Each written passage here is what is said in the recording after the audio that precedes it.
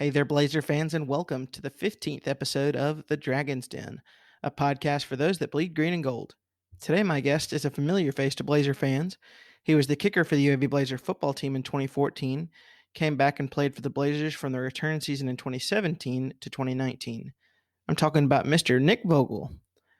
Nick was a leader on the team from the restart of the program until he departed in 2019, and I really hope you guys are going to learn a lot about him in this episode.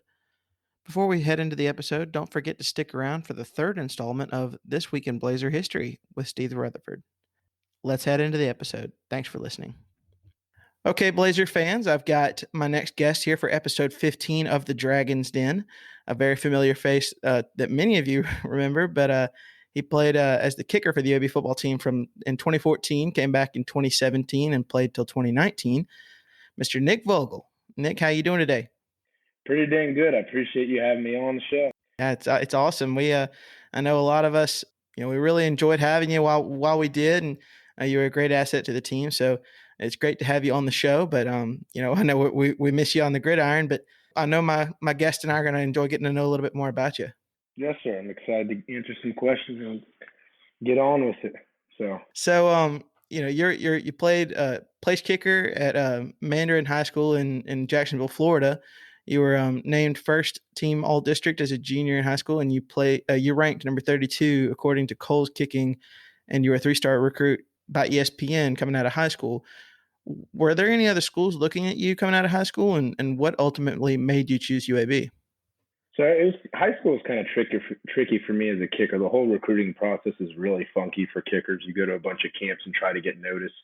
So I got lucky. I went to a camp at Jacksonville State and did really well. It was kind of something my dad made me do. I didn't really want to go to. I was looking at all these trying to go to all these big schools like everyone is. But I went to a camp at Jacksonville State, did really well. You probably know the staff there where I'm going with this, but it was Bill Clark and his staff. And I met a coach named Coach Thomas, special teams coordinator there at the time, and we got to be pretty close. I did well at the camp, and they liked me. So they had me for a couple of visits over that fall, my senior year. And seemed pretty interested. They were sounding like they were going to offer me something. And then it just went quiet there. So I had a little period where I was talking to the Citadel a little bit.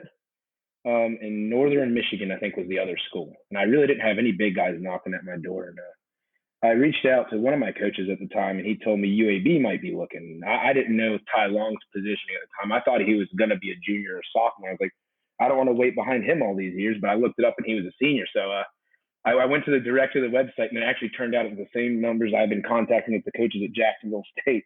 So I sent a message. I was like, oh, hey, how you doing, Coach? Yada, yada. Would you guys be looking for a kicker or anything like that? And they said, oh, yeah, we'd love to have you down for a visit, whatever. So long story short, a month later, we drove up to Birmingham, me and my dad did. And it's kind of one of those things, just driving into town. I was almost in love immediately. It was an awesome little city, and exactly what I was looking for in a school. I was looking for sort of an urban campus, and it just fit all the check boxes for me. To be honest, the football facilities were very underwhelming at the time. I think they had a locker room in Bartow. They had a bunch of grass fields. They were just primarily sand. It was just beating the crap. But it was just a really warm, homey feeling. I met Coach Thomas, Coach Clark again, and they had been in my corner for a while at that point. And as I said, as we were touring the school, it just felt like home.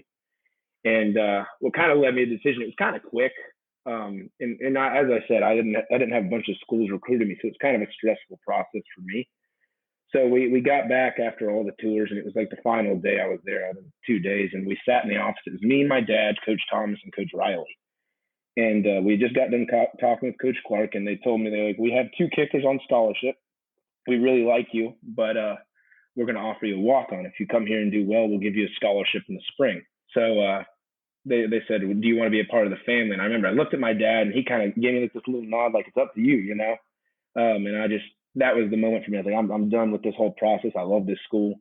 If I have to fight it out for a scholarship, so be it. I'm confident I can get it done. So that was my story, how I got to UAB. I didn't really have a whole bunch else, but it just this weird homey feeling, you know, that kind of chose me and them at the same time, I think. So it was a good situation. Okay. So you got to UAB and you redshirted your freshman season in 2014, and then the program was shut down. So, on that infamous day on December 2nd, 2014. What was going through your mind on that day specifically? So it was a wild week. That day specifically, I mean, I remember they just got done playing Southern Miss, and I wasn't traveling at that point, so I had gone over, I think, back home to Jacksonville to watch or to hang out with my family. I think it was like some holiday. It was near Thanksgiving or something that weekend. But I was down visiting my family for some reason. We were driving back up, and a couple of my friends started texting like, "Oh, is your program all right? All this?" And we had heard rumors about what was going to happen, but it just I heard from most of the players and coaches, "Oh, ignore that crap. Just we're here to play football." But a lot of my friends saying, "Oh, you guys fine?" Like, yeah, we're good. Just a generic response. But I started seeing a bunch of the articles surface that they were in the talks of shutting the program down that week. And it was wild. Right when I got back, I think I had study hall scheduled, and they let me obviously skip it. And a couple of my professors even canceled their finals to help us go protest at the building. But fast forward to the day, I think it was December 2nd. We were it was the morning. We were protesting outside of the administration building. It was a dark, gloomy day. It's like the perfect day to shut a program down if there's a such thing. It was a horrible, like, gloomy day, and you kind of had this gut wrenching feeling. You knew what was happening. You knew there was writing on the wall, and there wasn't much you could do at the moment. We were probably doing everything we could. So it was kind of cool. This part, the whole football team kind of locked arms, and we led the entire crowd of people, the band, and everyone with us down University. And you know how University is on a weekday, but they had to actually shut it down. That's how big of a deal this was. And we ended up walking all the way to the football facility. They brought us in the room, and everyone's seen the video. It's just horrible. I've never seen so many grown men cry, and it's just kind of this hopeless feeling where you don't know really what to do. You're kind of thinking, what now? Is this real? All this stuff. And obviously, we walked out of that room, and there was a camera in our face, and all of us are crying. Like, come on.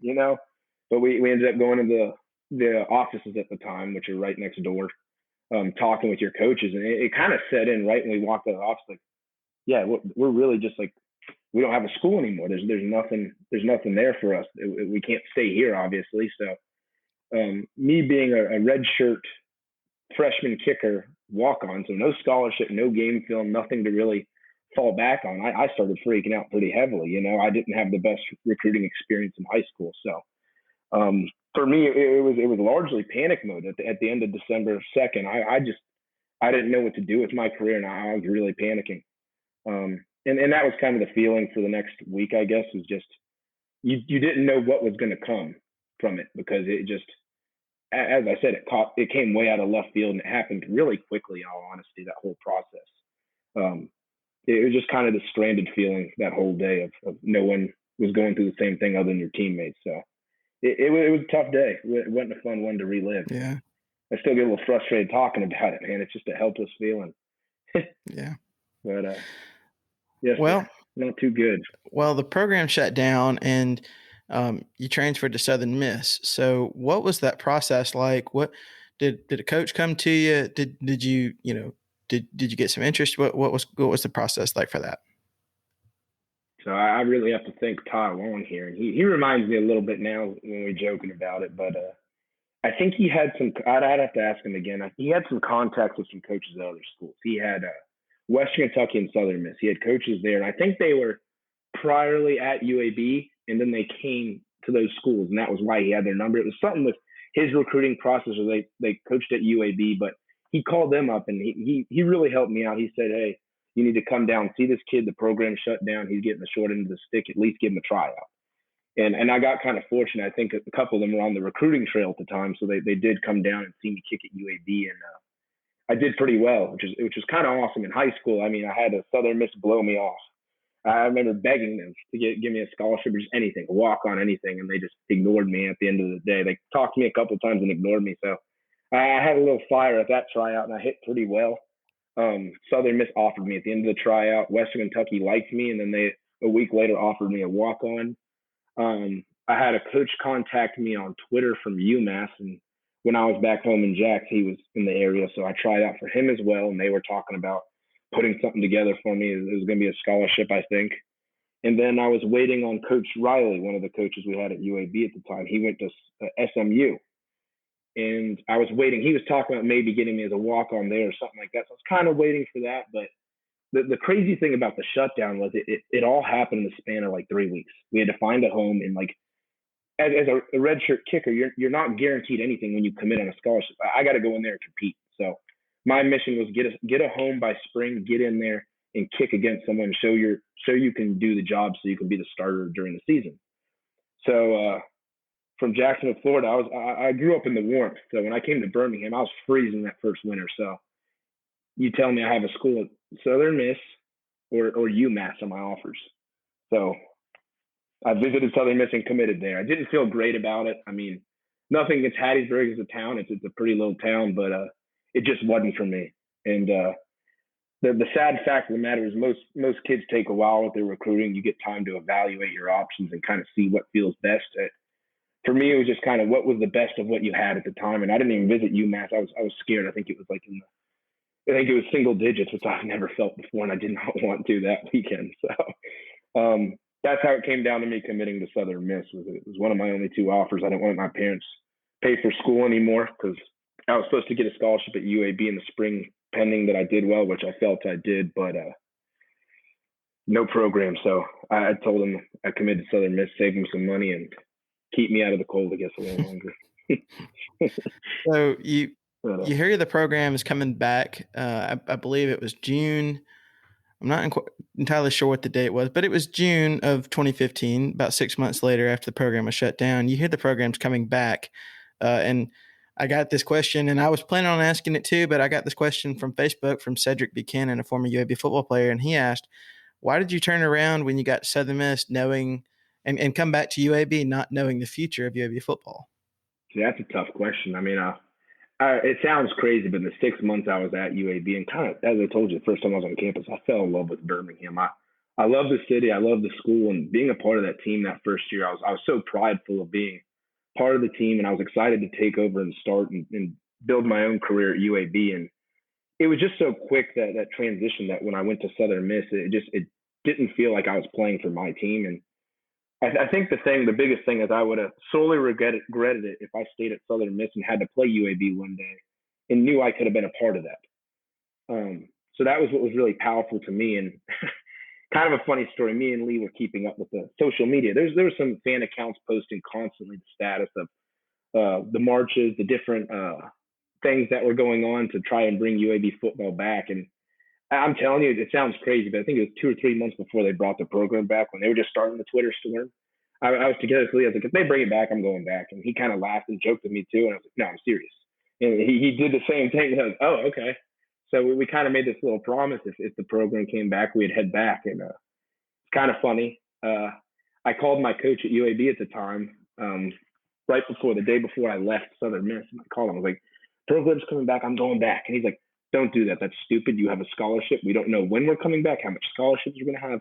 We don't know any of the circumstances of your return. And I was like, oh, okay, I'll wait a little bit. And hung up the phone, called my dad, and he said, if you don't see yourself playing there, you don't love it there, then leave and go find somewhere you love to be. So next day, it was middle of a kicking camp at Southern Miss, and kind of, you may want to start looking because I'm going back. I didn't say that. I obviously said, I'm going back to UAB. It just doesn't feel right here, and I want to go back where home is for me. And they were pretty understanding, I guess, for the most part. But I got a call from my coach at UAB. He wasn't too happy that I ignored his advice from the day before. But yes, sir, I told Southern Miss I was leaving, drove home, not knowing when I was going to get a scholarship or any of that, or when we were playing even. But it was probably one of the best feelings of my life, knowing that I was going home to Birmingham. And luckily enough, I think it was a month later they announced that they'd be playing in 2017. They didn't say anything about the scholarships at that point, but I knew I was getting kind of lucky when my coach called me and said, send your transcripts in. I was like, okay, that means one thing, So I was pretty excited, and I think it was a month and a half after I left, I got to sign my scholarship in his kitchen, on his kitchen counter. Drove to his house. So kind of a crazy little leap of faith, I guess. I mean, you ask me now, why did you do it? I don't know. It's pretty stupid in hindsight, but it was just a strong gut feeling of I'm going home, and I want to be a part of what they were building. It's a special opportunity. Okay. So, well, You mentioned him a couple of times, and Lee Dufour. He was one of my first guests on the show, but he told me when I had him on that he was he was either, I think he was at South Alabama or he was back home, and he hears the program comes back, and he said he was picking up the phone to call you, and he said you were already calling him, telling him that you were on the way back to Birmingham. So what's your friendship like with Lee? Uh, Me and Lee are like brothers. I mean, that's spot on. I think we were looking at the same tweet that popped out as the first tweet announcing UAB was coming back, and they were going to announce it later that day. And the tweet popped up, and 30 seconds later, we're both just dialing each other, going nuts because we had been talking about it the night before. Jesus, I didn't get any sleep the night before that, but we knew the decision was going to be made that day, and I think we both saw the very first tweet that came out about it. Going back to Lee DeFore, yeah, he's like a brother to me at this point. He's not a friend anymore. We met freshman year. We lived together in Rast Hall. We separated our own ways. He went to South Alabama. I went to Southern Miss. And I'm serious, like literally every weekend, one of us was driving to the other's town, and we were just visiting, hanging out there together.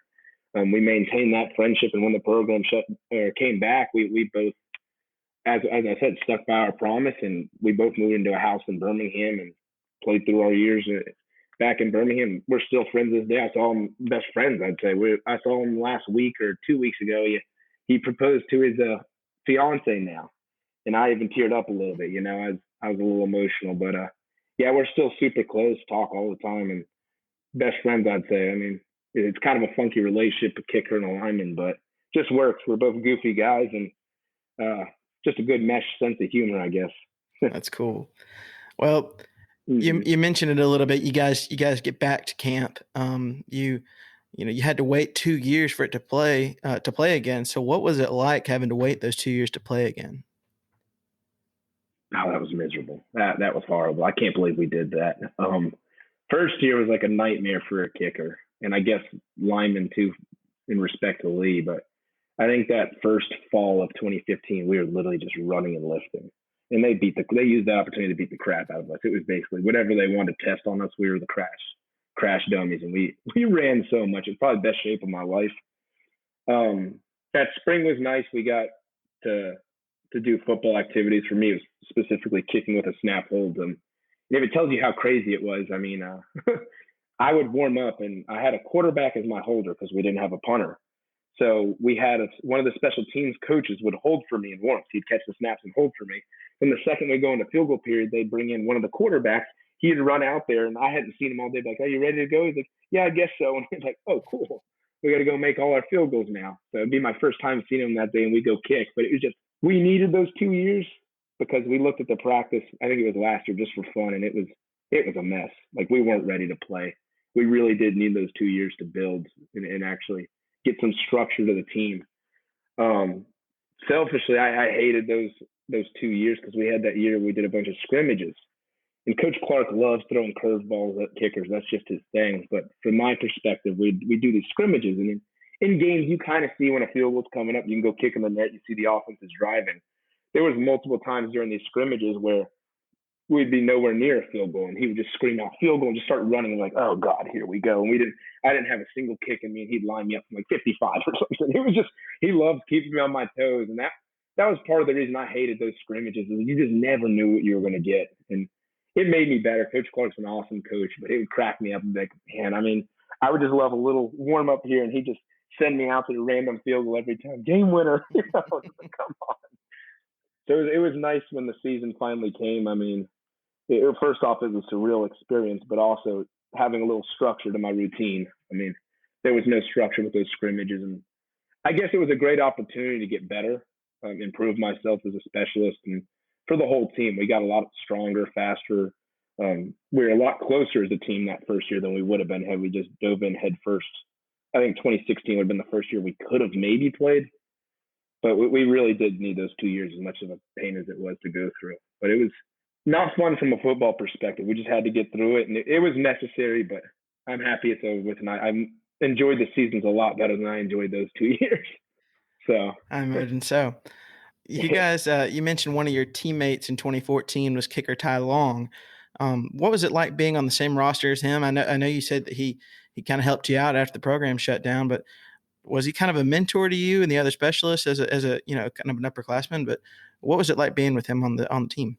It was really special for me. I mean, in my freshman class, we had two guys coming. It was me and a guy named Wes Brewery, who's a snapper. So Ty was a mentor for both of us, but I'd say more so me because I was a kicker. I fell in directly behind him, and it was just awesome seeing how he handled things. Like you have your accurate kickers, your power kickers. I'd say Ty's biggest gift in kicking is his head. He's about as solid as you can get mentally, and that's about the best compliment you can give a kicker. But it was great for me to learn from him and see firsthand how he handled situations because that it truly was his gift. He's elite and just knowing that he's got the situation at all times, it's always under control. And I think seeing that taught me where I needed to get to be successful at this level. Because I learned a bunch from Ty, and we still are really close today.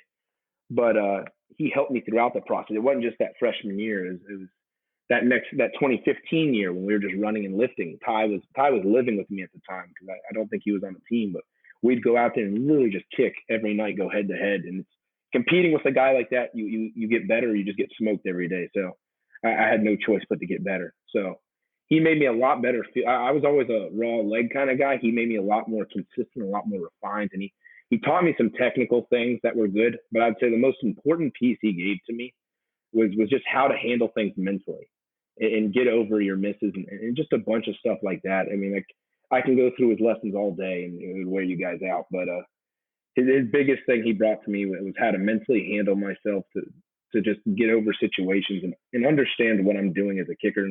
It's not just kicking, it's how you uplift the team. Even after a miss, you got to be there for your teammates and stuff. So it's really cool learning from someone like that because you can meet 100 kickers and you may never meet someone like Ty. He's just a mentally strong athlete, I would say, and it was a blessing for me to file in behind him because it made me no doubt much better kicker than I am today. And as I said, as good as he was a kicker, he's an even better friend to me. So we're still friends this day, and I still consider him really close to me. So it was awesome having Ty to answer your question. That's great. 2017, you guys had a good year, or you had a good year specifically too. You went 13 to 17 on field goals attempts, and you were 40 of 42 on point after PATs, and you had a game winner against Middle Tennessee at home. In that first year back, how did you feel about 2017 overall for you and for the team? So as a team, it couldn't have gone better. I mean, the thing I loved doing in 2017, I'm sure a lot of UAB fans did this, basically everyone involved in the program, but before every game, I'd go on the ESPN app and look at their little win predictor. And I'd say 10 of our games, we were predicted to lose 80% every time. And it just felt so good, win after win, just shoving it in their face. Like, man, y'all keep giving us an 80% chance to lose, and we keep beating these teams. So it was a really rewarding season to be a member of that team, that first team back. And it's something I'll never forget. It's one of my favorite seasons I played. There wasn't a lot of there was stress, but not like in the respect of, oh, here comes UAB, they're champions. We want to knock them off. That first year, everyone didn't give us any respect. And it was just a lot of fun taking the field, knowing that you had something to prove every game. And everyone you played doubted that you were any good. Everyone that we played just didn't really take us seriously until we beat them. And they'd make some sort of excuse after the game, which is awesome. For me personally, I really enjoyed the season. I had a couple misses I wish I had back, for sure. I think I had 2 dingers that year, which doesn't feel good. But I hit pretty decent on field. I think I ended you said 76%, right? I think I was 1 miss from 80. That was my big goal, and I missed that. Kickoffs, I was okay. I think that was my worst year kickoffs, but it was a great year for me actually getting back on the field and learning, as I said, the mental aspect of it. For me, I hadn't played in 2 years, and I'll tell you my biggest welcome to college football moment was it was the return, and I still remember it to this day. I mean, we're all freaking out before the game. It's hard to stay relaxed. You've been waiting 2 years. For me, 3 or what was it? It was 3 years. 3 years to play a game since the last time I had played. So warming up, you're all jittery. I'm looking up the stands like, man, there's a lot of people here. It's starting to fill up, and even when the bus pulled up, you see all those tents out there. I literally get goosebumps thinking about it. But the big moment for me was we went back in that tunnel after warm-ups, and they do the coin toss and we run out of the tunnel.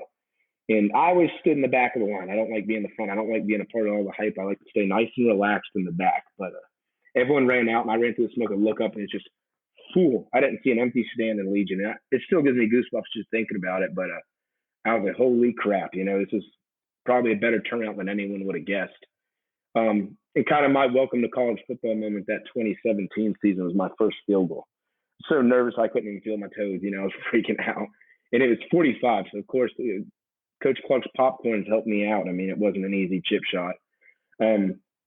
But I remember I was so nervous. And when the ball hit my foot, I didn't even feel it. I was like, holy crap, I really hope that's straight. Look up. And it carried down the middle for most of the pass. And it was just like this giant release. And I heard the crowd going. That was the first time I'd heard a crowd that loud in a while. As I said, we played in these little scrimmages, and it was like 2,000-3,000 people that would show up. But it was just that 17 season as a whole. It was just like that moment. Everything was kind of surreal, and it was awesome. I mean, it was my first dose of college football. And growing up as a kid, that was my dream. I always wanted to play college football somewhere.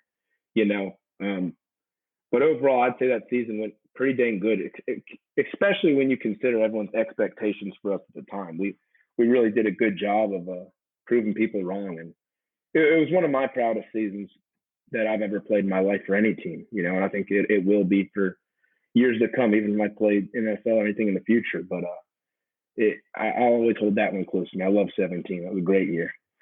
So 2018 was even better for you. You ranked second nationally in touchback percentage. You finished the season 15-24 on field goals, 51-52 on PATs, which is a school record.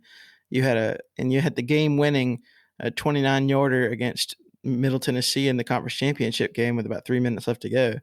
How did you feel, seeing not only your growth from 2014 to 2018, but also the program's growth from ashes to championship?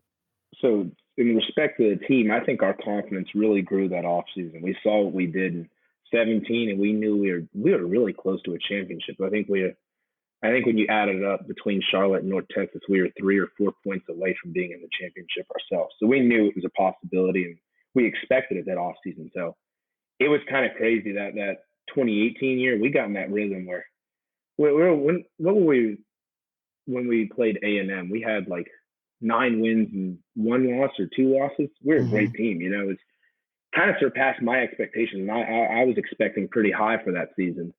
But that was probably the best team that I played on in my years. And personally, what I tried to improve on that offseason, I felt like I did pretty good on field goals. I was 1 shot away from 80.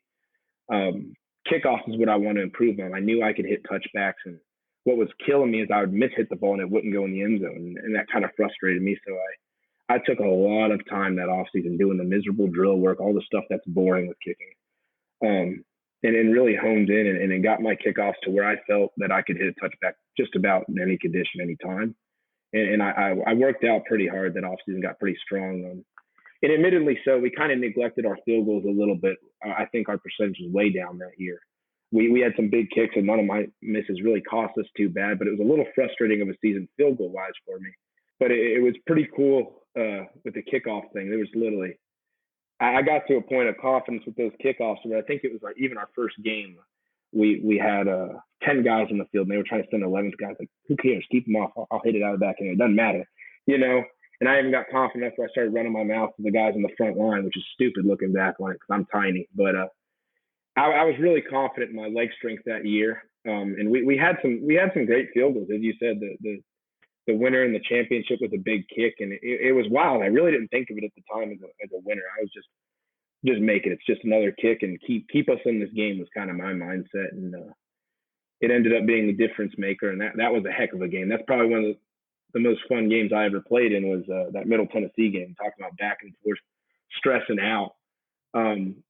But overall, I'd say 18 was filled with just once again another Cinderella story and just a dream season. I mean, you can't really put this story together any better than it unfolded. I mean, 17 was such a dream season, and 18 was even better. You really can't make these stories up. And I just consider myself really lucky to be a part of it. I was a fan who got to put on the uniform, go out there and play a couple plays a game. So it was pretty cool for me being a part of that team as well. And I was pretty happy with my performance. I wish I could have cleaned up a little bit on field goal, but at the end of the day, I have no regrets, and I was happy with how it went. Very happy. That's great. Well, in your senior season, in 2019, you're strong again. You're honorable mention All Conference USA, finished your career UAB's third leading scorer in program history with 269 points. You made your 11 final kicks of the season, and you led the team in points with 94. How did you feel about your career overall at UAB? As I said, it was kind of a Cinderella story, and I guess I need to touch on the senior season real quick before we rehash everything. Um, Senior season was really cool because we kind of got a little behind in the standings until like I think it was the final three games was going to decide everything about who played in the championship. So I think it was between us, Southern Miss, and La Tech. And I had a buddy at Southern Miss text me. It was probably week 10 or something. He was like, "Just win, baby," because we were playing, I think, La Tech, who was number one. He wanted La Tech to lose, them to win out, and us to win out, so they would go to the championship. So of course I kind of tucked that in my back pocket. I remember him talking a little smack. So I think the most surreal thing was we ended up beating North Texas in that crazy game. I think was it Southern Miss or La Tech? One of them had to lose, and they lost that same time. And we heard it right at the end of the game that they lost. We won. We were going to the championship. It was the craziest comeback feeling because it seemed really bleak 2 weeks before, but we were in the championship. And I sent him a text, "Just win, baby," winky face. He didn't text me back, and he may be listening to this, and he may be a little sour about it. But I had to give him a little trash talk. But that senior year, once again, it kind of just played back to how my whole career at UAB's gone. It seems almost too crazy to be real at times, especially starting from nothing and going to this team that is probably one of the dominant figures in Conference USA at this point. People looked at our team with respect those last 2 years and understood that when they played us, they had to bring their A game or they were going to get smacked. So that senior year, we did lose a lot of seniors from the year before. We had a small senior class. It was me, Lee, Fitz, Garrett, and a bunch of other guys, but we probably had a total of like 8 seniors or 9 seniors. It was a small class. So it kind of felt like we were playing with a bunch of underclassmen. We just fought tooth and nail every game, and it was a lot of fun because we weren't as good as we were in 18, but we had grit. I think was the big thing in that 19 years. We just wouldn't quit and battled it out, and we were unfortunate to lose our last 2. But once again, I really have no regrets about my playing career as a whole. I mean, it's kind of this dream situation. I mean, if you would have asked me in high school what was my dream situation, I wanted to play 4 years and I wanted to go to a bowl game. That was kind of the idea. And championship would be bonus, but you never expect to win that coming out of high school. When I look at that, I would easily sacrifice my 1 year for the story that I've got now. Having a program start from scratch, a little scratch, come back, literally break everyone's expectations for how we're going to do, win a championship the very next year when people projected us, I think we were third or fourth, some ridiculous, stupid rating they came up with. Senior year, same thing. Oh, they're going to be third or fourth. And then the whole year they're doubting us. So they're projecting La Tech or Southern Miss for the championship. Bam, we're right back in. It's like you can't make that story up. And I'm so proud to have been a part of UAB football. I mean, it's something I'll carry with me for the rest of my life and stories that I'll cherish. And when me and my buddies are old and gray and we want to tell each other stories over a couple of drinks, it'd be a great time to unhash a bunch of them. But definitely wouldn't change anything about my playing career or how it went. It was an awesome experience. And as I said, I was very lucky to play for UAB. And I've said this before, but give me an offer from anywhere in the country when I was a high schooler and give me the brain I have now, I'm picking UAB every time, man. So you mentioned that Ty used to kind of help you keep your wits about you and keep you mentally strong in certain situations. But what would you say was your most stressful kick you had while you were at UAB? And I'm gonna say if it's the 2018 championship kick, that's kind of a cop out. So was there another one that was a little bit more stressful? No, oh yeah. So that first one I was even more nervous than 18, but I wouldn't even say that was the worst. The worst one was and this could be a surprise kind of curveball, but it was UTSA in 2017. And I'll tell you why it was the most stressful. We'd kind of gotten up really, really quickly on them. I think it was 14-0. At half, we kind of shut down. Our offense wasn't moving the ball too well. And I think we recovered a fumble and on our side of the field drove maybe 5 yards and then the play stalled out and they were roaring back. I think they had scored like 14 unanswered or something like that. Sorry, we had 21 and they'd scored 14 unanswered. So they were roaring back. They had the momentum and everything was going. So there wasn't a crazy amount of fans, but in that dome, it just echoes. Everything just seems way louder. And I think we played Florida the week after, but I swear that stadium was louder. It was just nuts. So I went out there. It was a 48 yarder, and as I'm warming up in this net, this lady just cussing at me, throwing her popcorn on my back, saying, "You're just a bleeping soccer player," throwing stuff. I'm like, "Oh my god, these people are ruthless." And it was kind of funny, and I need to kind of let this part of the story in just so you know where I kind of was mentally. But there was a guy pregame that was heckling the crap out of me. I was kicking, just saying. Anytime I'd miss, I wouldn't even look up. And he'd say, "My grandma could have hit it," just going after me, and he was going after everyone. You can ask anyone on the team at that year about him, and they would remember me. And a big old belt buckle, cowboy jeans on, and like just the whole San Antonio, like what you would expect to get at a game like that. And he had two beers in his hand. He was just drunk as all get out, but he was just talking crap. And I remember when ran out in the field, I was looking at him. I was like, I can't miss and let him have this, you know. So I was nervous, but that was probably one of the fields I wanted the most. I just wanted to drill it and just give him a little something. So I remember I was pretty nervous for that one. That was probably one of the most hectic ones because their crowd was loud. I'm telling you, that dome, there's something about it. It was loud. When I hit it, I saw it was straight, kind of that once again exhale of relief, and I think I gave him a little wink or something. I kind of ran out beside the lineman so he could see me and gave him a little wink, and he was just pissed. But it was a big part of the game, so there was a lot on it. I mean, I think if I had missed that, who's to say they wouldn't have come back and tied the game? I think they did score again in that last minute, and we had only won by a narrow margin. I might be wrong, but they definitely had the momentum at the time, and 48's not a slouch field goal to just punch through. So it was one that I remember pretty fondly, and I'd have to give credit to that one as being probably one of the most stressful ones I had to deal with.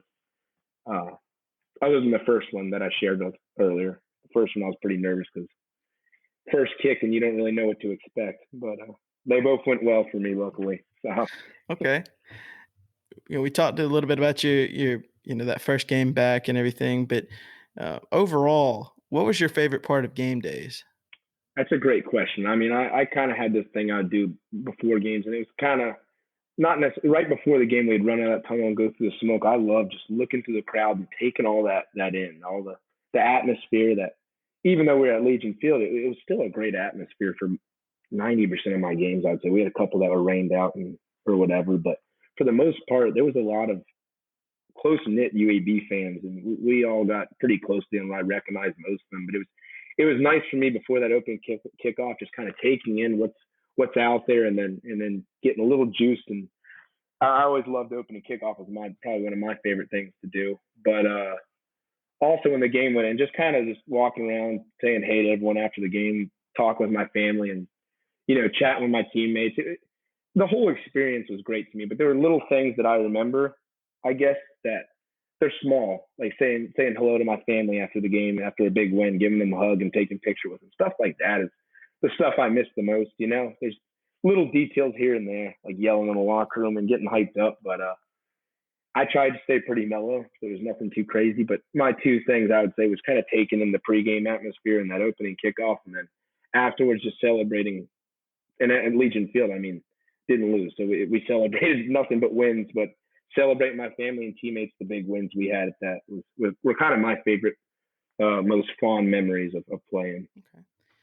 And you mentioned getting crazy and all that, but who would you say was the craziest or wildest teammate you had, either in post game celebrations or just in general? Not crazy, but like I love him. Hayden Pittman just would never stop dancing. That dude, 24/7 was dancing, and I even told my dad about him. It's kind of funny, but he would see Hayden pregame. He'd say, "I saw him dancing again." I'm like, he really doesn't stop. I'd love to see someone get a video of him not dancing, but he's not necessarily crazy, but always going. Just an energetic dude, and I love Hayden. He's an awesome guy. But he's the first one that came to my mind when you asked that question. Is always dancing, moving, and celebrating. He's always a good time to hang out with. So I'll give that one to I Hayden. think we saw a little bit of it, especially after this past season when we were, I believe I'm trying to remember what game it was when we were all celebrating in the locker room, and everybody's. Oh, it was after. Of course, it was after Marshall. It was after the conference championship game. Everybody's dancing and celebrating with the trophy and everything, and all of a sudden the camera pans over Hayden Pittman on top of the lockers, and he's dancing, and everybody else is on the ground. So, yeah, I can definitely see that. That's perfectly fitting the mold for Hayden right there. He's always dancing, moving. He's life of the party. So he's a fun teammate to have. I'll say that. So, what are some of your favorite off-field memories of your time as a UAB student athlete? Once again, it's kind of like the game day question. There's a bunch of little stupid memories, but I'll give you one that the first one that comes to mind, I guess, is we did a bunch of little stupid things in the locker room. Here's one of them that was kind of funny. There was this time where we got, I think it was Rashad Cook and JD, and they both got into those dirty laundry hampers with like little wheels on the bottom. They put them both in one of those little hampers, put them on opposite sides of the locker room, and got like three teammates to push them into each other. And you see like wood go flying. They broke one of them, and like one goes flying out. And we're all like dying laughing. But I guess little memories like that, like just the locker room festivities of everyone dancing around, having a good time. Probably my most fun off the field memories with my teammates because we spend probably 90% of our time in that stinking locker room. We were there what felt like way more than we needed to be, but my most fond memories are the little stupid things we do when we were bored as a team. So, what are some of your favorite things to do away from the gridiron? I know you practice and everything. It seems like Mhm. I see you on social media. You're out there kicking field goals, even on just random days and everything. But what are some of your favorite things to do off the field? Yeah, so you put the nail on the head. I'm pretty busy. Normally, I like go out with friends, maybe drink a couple beers at some breweries, and I like going on hikes at some of the nature trails here. But by and large, I've not had a heck of a lot of free time. I'm working at Nolan Associates now, so I've got a little job that I'm working that I'm pretty happy with. And then, as you said, I'm kicking and training every day. So most weekdays I get up at probably 9 a.m., get to work, and then my day ends after my workout at probably 7 8 p.m. Just cook, go to bed after that. So I've not had a lot of time to explore my hobbies, but for the most part, when I catch free time, probably catch me at a brewery sipping on a beer with my buddies, chatting, or going on a hike or doing something involving my friends. Probably playing video games too. I do play with those my friends a little bit. How's life overall now? I know you're still in Birmingham and everything, but how's life after UAB? It's going well. It's busy. I'll tell you one thing. As far as becoming a fan, it's been awesome. In fact, once again they won the championship again. But being a fan's awesome, man. I get to go to the games without any of the stress of having to perform. It's great. I just sit there sipping on a beer, watching them go kill people at Legion Field. It's not a bad gig, but overall life's going well. I'm focused on work and kicking right now and staying ready for any opportunity that might arise. But I'm just keeping busy. So same old for me, just no more school. So it's been nice and same as usual. Okay. Okay. And how can Hmm. my I got this one question for you, and then I'm going to go into some of my social media questions. But how can my listeners engage with you now? Yeah, they can reach out to me on social media or stop by and see me at Nolan Associates in Homewood. Come stop by and we can grab lunch or something. But I'd say the main way is reaching out on social media. I'm pretty friendly on there. I don't look at it crazy much, but I'll happily reply to anyone who reaches out to me on there. And speaking of social media, I'll go ahead and get into my social media questions. I've got a few of them. I've got one from Paul Ensign on Facebook. He asked, "What is the longest field goal you've ever made, not in a game, just goofing around or in practice?" That was the question I avoided forever. I'll answer it now because I'm not playing at the moment. I didn't want to answer it when I was playing at UAB because it's the whole thing of second I miss one in the game, like, oh, you hit from here. But longest I used to train kind of funky, like, and Ty helped me get out of this habit, but I would literally just test my leg every day. I just drop back, drop back. It sounds pretty unrealistic, but the wind was going a little one day. Lee was with me, and I was hitting really well this day, but we backed up to 75, and that was the furthest I've ever hit. Never gone back there since. I've touched 70 a couple times since, but I'll never play with 75 again. That was a crazy kick for me, and once again, don't like answering that question because any miss I have in the future, they're like, but you hit 75. Why can't you hit? But that was the longest I ever hit just playing around outside. Wow, So, that's crazy.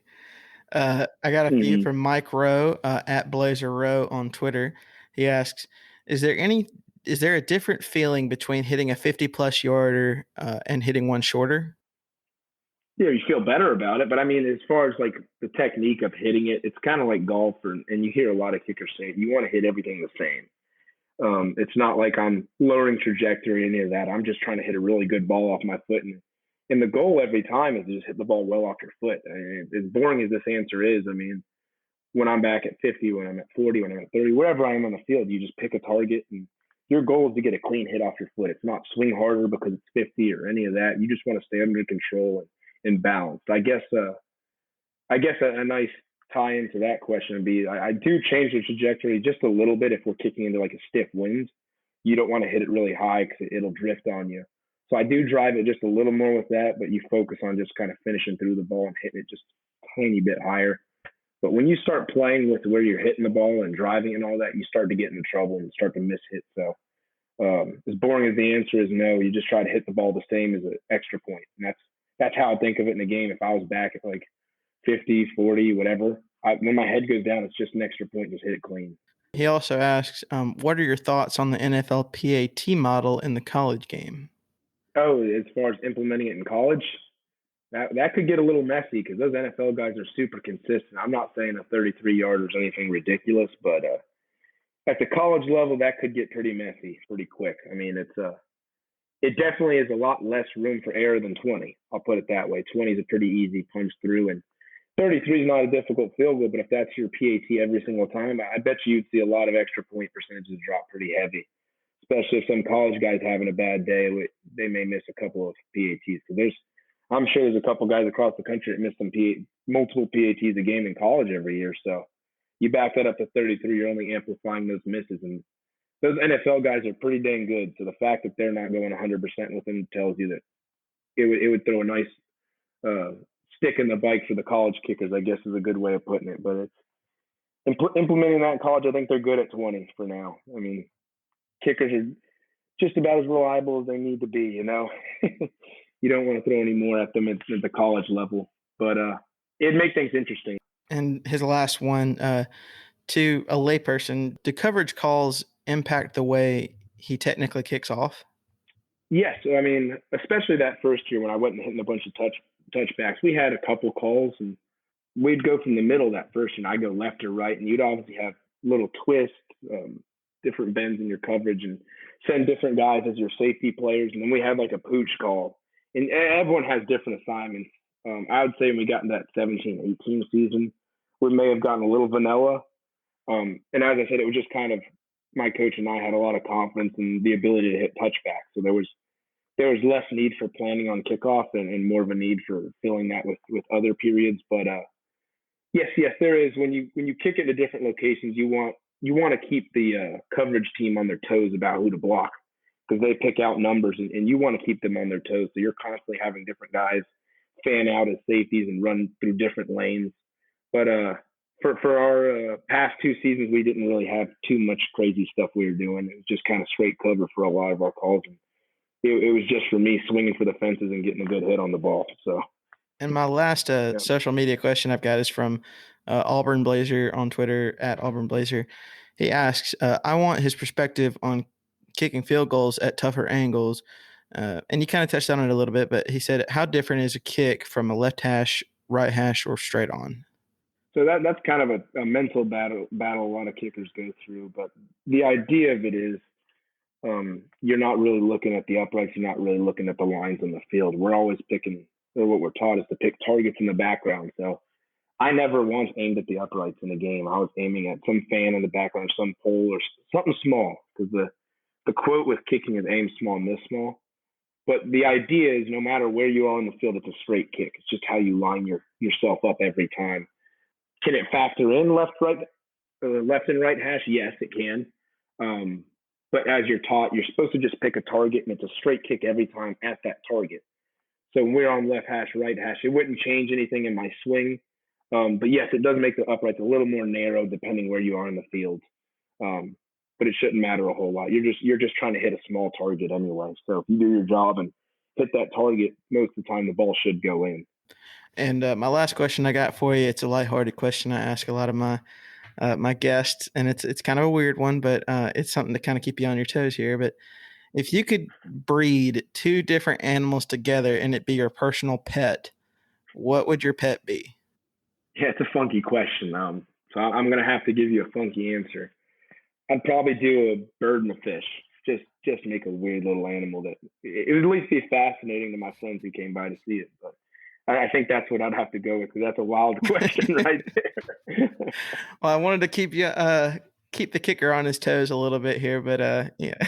Yes, sir. But Nick, I really appreciate your time, and I enjoyed your answers, and thank you for your amazing time at UAB. I know we really appreciated you, and you had a great career, and I know we're gonna look back fondly at your time, especially with you coming back and everything. So, thank you again for your time, and thank you for being a Blazer. Yes, sir. Thank you so much for having me on the show and let me share kind of my side of the story. It's been an awesome interview. Thank you. So appreciate it. All right. I want to thank Nick for sharing his side of Blazer history with us and letting us know a little bit more about him. I think his dedication to the program when there was literally nothing speaks volume about his character, and I'm glad that we had him for as long as we did. And now it's time for the third This Week in Blazer History on my episodes. Uh, all the great stats and game recaps are courtesy of longtime UAB Blazer fan Steve Rutherford. You can follow him on Twitter at Memphis Blazer. So here we go. These first days in the first week of March is generally filled with games which decide the regular season championships and seedings for conference tournaments. However, in the early days of Blazer basketball, the first week in March was when the Sun Belt tournament was played, traditionally a week before other conference tournaments were played. Today, we will look at some of those early Sun Belt tournament games where UAB made it to the championship game. But first, some other important highlights from this week in Blazer history. This week in 1992, on Leap Day, February 29th, UAB hosted the 19th ranked Cincinnati Bearcats in a key Great Midwest Conference game. It was the first trip to Birmingham ever for Cincinnati, a team bound for that year's Final Four. UAB would lose the game, but the game was also highlighted by the retirement of the jersey of UAB's all-time leading scorer, Steve Mitchell. Also, 30 years ago this week in 1991, Sun Belt teams gathered in Mobile, Alabama for the final conference tournament involving the old Sun Belt. The Sun Belt Conference had been a very innovative conference in the 1980s, experimenting with the shot clock, the three-point shot, and was one of the first conferences to be seen regularly on a fledgling cable network called ESPN. However, now the conference of 8 schools were going in separate directions. VCU, South Florida, and Charlotte were joining the Metro Conference. Old Dominion was moving to the Colonial Athletic Conference, and UAB was heading to the newly formed Great Midwest Conference. Only South Alabama, Western Kentucky, and Jacksonville were staying put in the Sun Belt. The Blazers played ODU in the first round in a classic game. ODU won the game 99-95 in overtime. This was UAB's last game as a Sun Belt member. UAB made it to the finals of the Sun Belt tournament in 6 out of 7 years in the early 1980s. 40 years ago this week, they played in their first conference championship game in 1981 in the Sun Belt tournament in Jacksonville, Florida. UAB had finished the regular season in a 3-way tie for first place and had won the first 2 games of the tournament over Charlotte and South Alabama easily by 17 and 27 points. The finals matched UAB with VCU in a rematch of the 1980 Sun Belt Championship in which VCU had emerged the champion. The two teams had split in the regular season. UAB led by 2, 57-55, with 1:22 left to go in regulation. UAB point guard Glenn Marcus missed the front end of the 1-and-1, and VCU tied the game, sending the game to overtime. VCU won in overtime 62-61 and was the conference champion yet again. A year later, on February 28, 1982, UAB and VCU would meet again in the third straight conference championship game between the two teams. This time, the tournament was on UAB's home court in Birmingham, and UAB was established as the premier Sun Belt team. This was the first conference tournament to be held in Birmingham, and attendance records were broken with a 3-day total attendance of 29,079. Because of its success, the Sun Belt tournament would be played in Birmingham for 4 out of the next 5 seasons. Having lost the Sun Belt Championship to VCU the 2 previous years, the Blazers were not going to let it happen again. The Blazers won 94-83, led by Oliver Robinson, who had 24 points. Robinson had been named the Sun Belt Player of the Year and was the tournament's MVP. That 1982 team would go on to do some memorable things, such as advancing to the Elite Eight in the NCAA tournament. However, 1983 was a rebuilding year because Gene Bartow had graduated 6 seniors off of that special 1982 team. Again, the conference tournament was held in Birmingham for the second year in a row. UAB advanced to the finals yet again by beating Charlotte and VCU in the semifinals. Their championship opponent in 1983 was South Florida, who UAB had lost twice to in the regular season. The Blazers won the 1983 championship in decisive fashion, beating the Bulls 64-47. Cliff Pruitt for UAB was named the tournament MVP.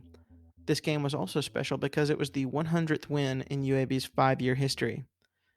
1984 found the Sun Belt tournament back in Birmingham. UAB had defeated top seed VCU in the semifinals and found themselves in the championship game for the 5th straight time. The Blazers had played for the championship game every year that they had been in the league. This time their opponent was Old Dominion, with whom the Blazers had split during the regular season. The game was very close early, but UAB led by 6 at halftime. Blazers held the lead for most of the second half, but gave ODU plenty of opportunities to catch up in the final 4 minutes by missing the front ends of 3 1-and-1s and having 2 turnovers. ODU could not take advantage and resorted to fouling. UAB scored the last 9 points of the game at the foul line. McKinley Singleton was named MVP. UAB's Jack Gordon broke a tournament record by grabbing 34 rebounds in 3 games. He was named to the tournament team. In 1985, Sunbelt officials decided to move the tournament out of Birmingham, and it was played in Hampton Roads, Virginia. Many of the Sunbelt teams felt that UAB had an unfair advantage by playing in the conference tournament at home, and that was the reason why they had won 3 straight tournaments. UAB missed an opportunity to dispel that theory by losing to Old Dominion in the semifinals of the 1985 tournament. 35 years ago, this week in 1986, the tournament was back in Birmingham, and UAB once again made it to the finals. Their opponent was the upset-minded Jacksonville Dolphins, who already had upset the number 1 seed Old Dominion. UAB advanced by defeating number 2 seed Western Kentucky. UAB was down 9 points, 61-52, with 3:28 to go. They cut the lead to 5 with 29 seconds to go, and Steve Mitchell hit a basket with about 25 seconds to go to cut the lead to 3. Jacksonville turned the ball over, and UAB got the ball back. Mitchell shot and missed, but Archie Johnson was fouled on the rebound. Johnson hit both free throws, and the Dolphins led 67-66 with 11 seconds to go. UAB fouled Jacksonville before the clock started, and Jacksonville hit 1 of 2 free throws. UAB was down 2 and had the ball. Steve Mitchell brought the ball down the floor for the Blazers and shot from the top of the key. He missed, but got his own rebound and was fouled. With 3 seconds left to go in the game and down 2, he stepped to the line. He hit his first free throw and needed 1 more to tie the game to send it overtime. The ball bounced off the rim. The 8,700 fans in attendance stood in shocked silence that one of the greatest players in UAB history had failed to deliver as he had done so many times before. They hardly noticed as Otis Smith of Jacksonville hit 2 free throws at the other end to increase the lead to 3. But they did notice when something incredible happened. UAB's Tracy Foster took the inbounds pass with 2 seconds to go and launched the basketball from beyond midcourt. The ball hit nothing but net at the other end of the court. It was the longest basket in UAB history. Unfortunately, Foster's basket occurred 1 year too soon, for the 3-point line had not entered the game of college basketball. Otherwise, it would have been a tied game. The Dolphins won 70-69, and UAB lost their first championship game in Birmingham. The following year, 1987, was the last year that UAB would play in the Sun Belt Tournament championship game. This tournament was not in Birmingham, but was played in Bowling Green, Kentucky. UAB had struggled during the season and entered the tournament as the 3rd seed. They advanced to the championship game by beating South Alabama in the first round and 2nd-seeded Jacksonville in the semifinals. Their championship opponent was Western Kentucky, the regular season champions, playing on their home court and sporting an impressive 29-9 record. Western Kentucky had struggled in the first 2 games of the tournament, beating Old Dominion by 2 and having to go to double overtime to beat Charlotte. WKU came out sizzling to start the game, shooting 70% from the field. UAB only shot 35% in the first 10 minutes of the half. However, UAB finally found their mark and gradually cut the lead to 1. WKU led 33-32 at halftime. In the second half, fatigue set in for the Hilltoppers and the Blazers took advantage. UAB took the lead 3 minutes into the second half and never relinquished it. WKU tried to catch up, taking 3-pointers but missing. UAB hit free throws and won the game 72-60. Tracy Foster for UAB was named MVP of the tournament, having scored 59 points in 3 games. The Blazer team, who a few weeks earlier seemed doomed to miss the NCAA tournament, would now be making it for the 7th straight year. One last game to look at that is very important in UAB history. This week in 1980, UAB played in its very first postseason game in only their second year of existence. The Blazers played Southwest Louisiana, now known as Louisiana Lafayette, in the first round of the NIT. This was an invitation they almost did not get. The NIT had sent out questionnaires about the availability for teams and venues. Coach Gene Bartow did not get his questionnaire. He called the NIT and they sent another. Still, he did not receive it. Finally, the Tuscaloosa postmaster contacted Bartow and said that they had some packages for him. Yes, that's right. The NIT had sent UAB's mail to a school with a similar name in Tuscaloosa. With everything worked out, UAB had a postseason bid in only their second season. While UAB played in Lafayette, Louisiana, Alabama, led by future coach Mike Davis, would be playing Penn State in the NIT on UAB's home court at the BJCC in Birmingham. The NIT had said that its top priority were to match teams regionally. They had matched Loyola Chicago against Illinois, Boston University against Boston College, and Pittsburgh against Duquesne. They could have easily matched up Southwestern Louisiana against Texas and Penn State against St. Joseph's, leaving Alabama to play UAB in the BJCC. However, Jack Kaiser of the NIT stated that they wanted Alabama Penn State because of the football angle. They had recently played for a national championship in football. Although the NIT claimed they received no pressure, Alabama coach C.M. Newton had gone on record saying that he did not want to play UAB and had earlier refused to play a game against the Blazers for charity. Southwestern Louisiana was led by the nation's number 8 scorer, Andrew Toney, who was from Birmingham and whose son, Channing, would later play for UAB. The game was close throughout, and UAB's Larry Spicer tied the game at 72 with less than a minute to go. Southwest Louisiana turned the ball over, and UAB had the ball and the game tied with 44 seconds to go. The Blazers were holding the ball for the last shot, but at around 20 seconds to go, the referee called a jump ball because they said Oliver Robinson had held onto the ball for over 5 seconds, a call that Bartow and the players found questionable. Southwestern Louisiana controlled the tip and scored with 2 seconds to go in the game. The Raging Cajuns won the game 74-72 and would advance to the quarterfinals of the NIT tournament. UAB would use that NIT experience as a springboard and go to the NCAA tournament for the next 7 seasons. And that's going to do it for this edition of This Week in Blazer History, and that's going to do it for episode 15 of The Dragon's Den. I hope you guys really enjoyed it. Once again, please give my social media pages a follow if you haven't done so already. You can find me on Facebook, Twitter, and Instagram at Dragon's Den EFEL. That's at Dragon's Den EFEL. For all the latest UAB athletics news, podcast updates, and some more fun stuff. So thank you guys for listening. Good night, and go Blazers.